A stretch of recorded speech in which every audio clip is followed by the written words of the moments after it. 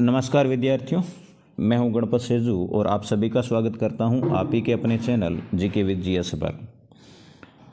आज मैं आपके लिए लेके आया हूं कक्षा छठी का हिंदी का अर्धवार्षिक परीक्षा 2024-25 जो अभी होने वाली है उसका पेपर।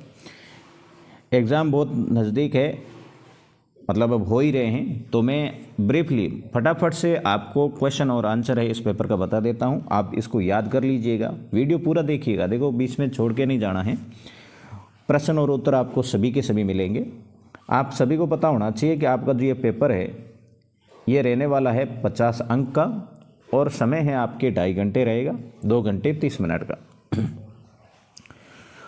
रस से खा लेती हैं चिड़िया, खा लेती हैं चिड़िया, क्या खा लेती है? तो इसमें है जुड़ी के दाने। ठीक है, अगला क्वेश्चन जो है वह श्री राम की आंखों से आंसू क्या देखकर बहने लगे? तो श्री राम की आंखों से जो आंसू है सीता की आतुरता देखकर है वो बहने लगे। एक बार आश्रम में क्या कम पड़ गया? तो एक बार आश्रम में क्या कम पड़ गया? तो इसमें जो आंसर है वो रहेगा आपके आटा। अगला है कि लोकगीत किससे भिन्न होते हैं? तो लोकगीत शास्त्रीय जो संगीत होता है ना, इनसे हमेशा भिन्न होते हैं। बच्ची चंद्रोदय दिखाने के लिए कहती हैं, क्या कहती, किससे कहती हैं? माँ से। अब आगे जो क्वेश्चन है इसके आपके आंसर खाली जगहों के अंदर भरते हुए देने हैं। आगे 2 दे रखे हैं, इनमें से आपके एक है वो करेक्ट है। मैंने यहाँ पर जो रेड कर रखे हैं ये तो करेक्ट मैंने कर रखे हैं, परंतु आपके ऐसे नहीं आएंगे, दोनों ही ब्लैक में आएंगे और आपको जो सही है उसको भरना है। हम सुंदर परियों की कहानियाँ गढ़ लेते हैं। तो यहाँ पर जो आंसर है वो रहेगा परियों। वीर की गाथाएं उसको जुबानी याद थी। वीर शिवाजी की जो गाथाएं हैं उसको जुबानी याद थी। किसी चिड़िया के मधुर स्वर कानों में गूंजने लगते हैं। शिव से मिली भवानी थी। यह आपकी जो कविता है उससे है, शिव से मिली भवानी थी, इसमें खाली जगह में भरना था। आजकल सब के सब नागराजन को घेरे रहते हैं। किसको? नागराजन को घेरे रखते हैं। यह आपके पाठ से संबंधित क्वेश्चन है, तो आपको याद होंगे मेरे ख्याल से।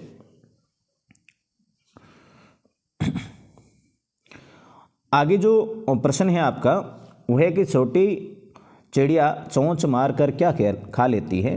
तो छोटी चिड़िया चोंच मारकर दूध भरे कच्चे जुड़ी के दाने खा लेती हैं। केशव को कैसा दोस्त बताया गया है? तो यहाँ पर केशव को नादान दोस्त बताया गया है। कैसा दोस्त? नादान दोस्त।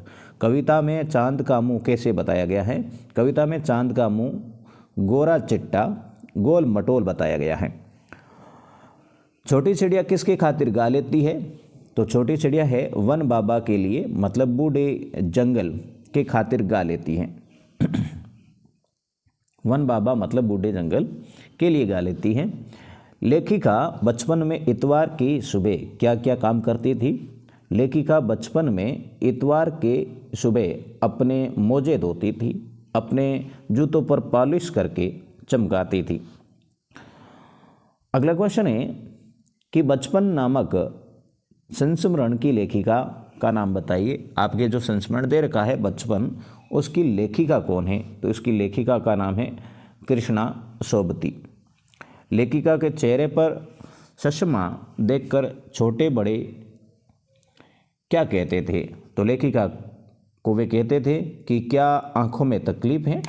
इस उम्र में ऐनक खूब दूध पिया करो, मतलब एडवाइस दिया करते थे कि इस उम्र में आप ऐनक लगा के हो तो दूध पिया करो ताकि आपके ऐनक उतर जाए, ऐसा एडवाइस उनका था।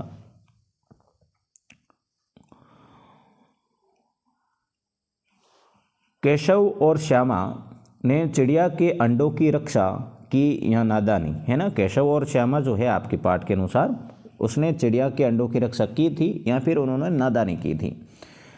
केशव और श्यामा ने चिड़िया के अंडों की रक्षा करके नादानी की थी क्योंकि उन्होंने चिड़िया के अंडों को धूप से बचाने तथा उनके खाने पीने का इंतजाम किया था। इससे अंडे सू लेने से वे गंदे हो गए थे और चिड़िया ने उन्हें गंदे मानकर नीचे गिरा दिए थे।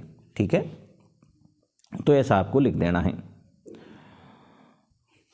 आकाश में चांद कैसा दिखाई देता है? तो आकाश में चांद गोरा चिट्टा गोल मटोल मुंह वाला परंतु कुछ तिरछा दिखाई देता है।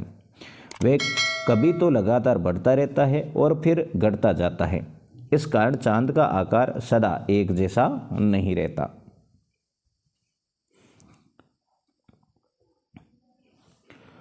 चांद से थोड़ी सी गपें कविता से क्या संदेश मिलता है?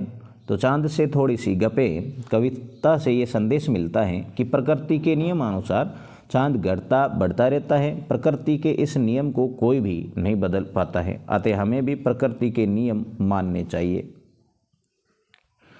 अगला है कि केशव ने चिड़िया के अंडों को किसके ऊपर रखा?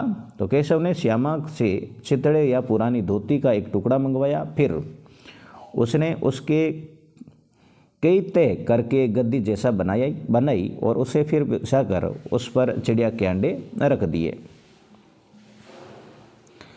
क्वेश्चन नंबर 22 है कि छोटी चिड़िया को किस किस से प्यार है बताइए। तो छोटी चिड़िया को अन्न से बहुत प्यार है, इस कारण वे जुड़ी के दाने रुचि से खाती है।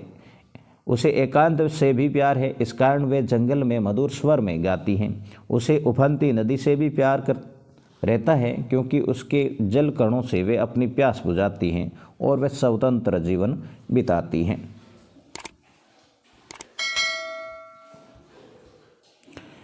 तो ये था आज का पेपर। आपको कैसा लगा मुझे कमेंट करके ज़रूर बताना।